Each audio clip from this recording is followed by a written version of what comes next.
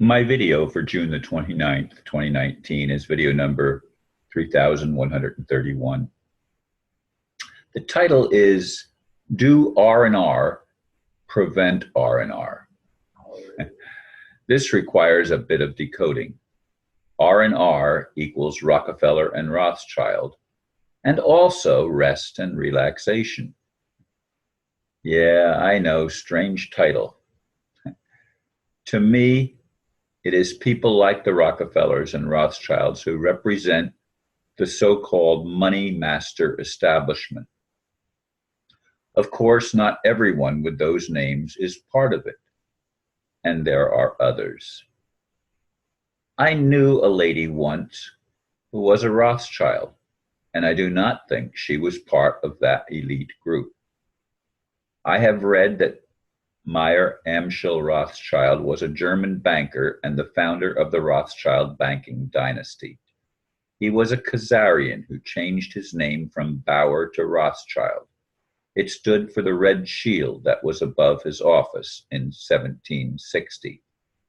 Ah, the infamous international bankers from Europe. The Rockefellers were among the American counterparts of that cabal that has notoriously run roughshod over human rights and values. Though they often seem to work together, some have suggested that they also compete. If they are as ego-driven as I think is true, I'm sure there can be dissension in the inner circle.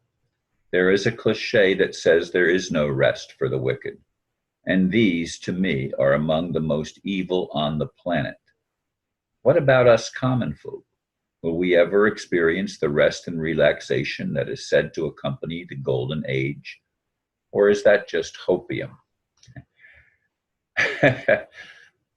I have sat here and tweaked that blurb, making change after change after change since I wrote it quite a few hours ago, several hours ago now.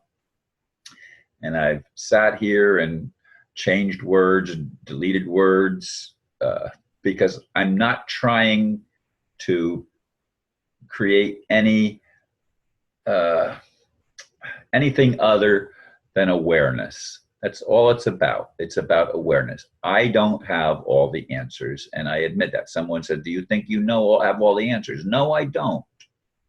No, I don't have all the answers, and neither does anybody else, unless there is a true creator in omniscient, omnipotent, loving God, which I wonder sometimes if that has not just been part of the scam that we've been told, because obviously to me, money is a way of enslaving people without them realizing that they are being enslaved.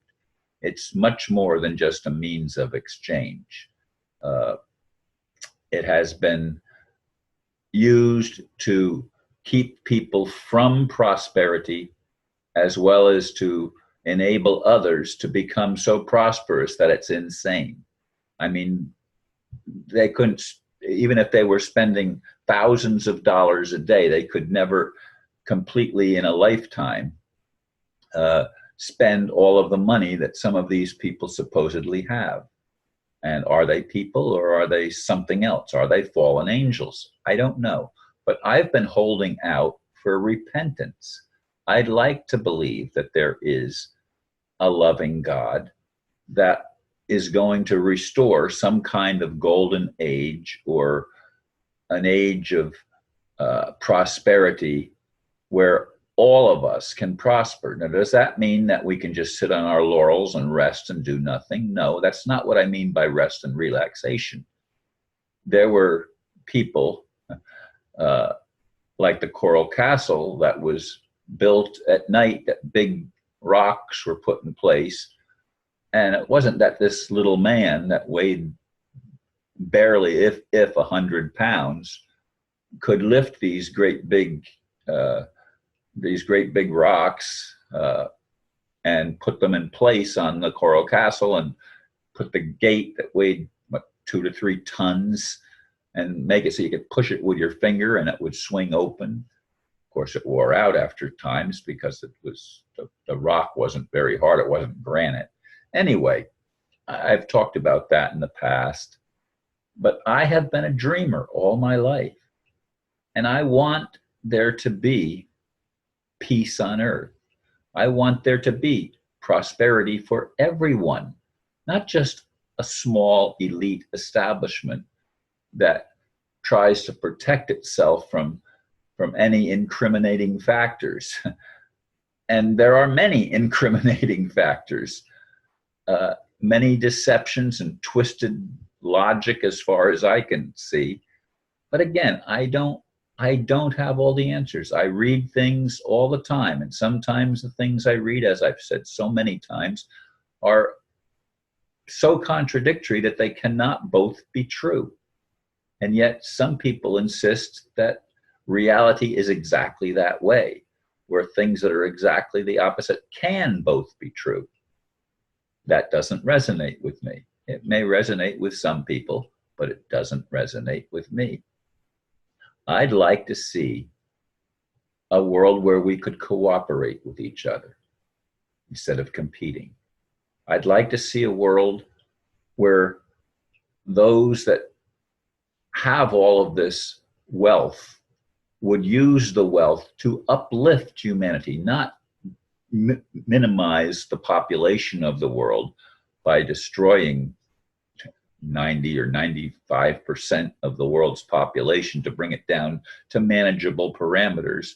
And there are even, of course, plans to robotize humanity so that everything could be programmed by the programmers, by those that want to create these machines that do the work. Well, of course, if machines did all the work, there could be rest and relaxation, but at what cost? I don't want rest and relaxation at the expense of human values. What are human values?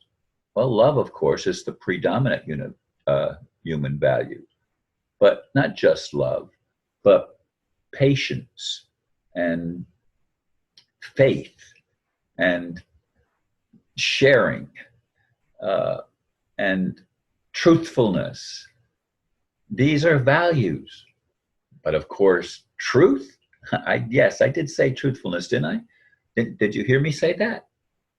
But the people that run everything, the political establishment and the monetary establishment, if you will, do they tell the truth?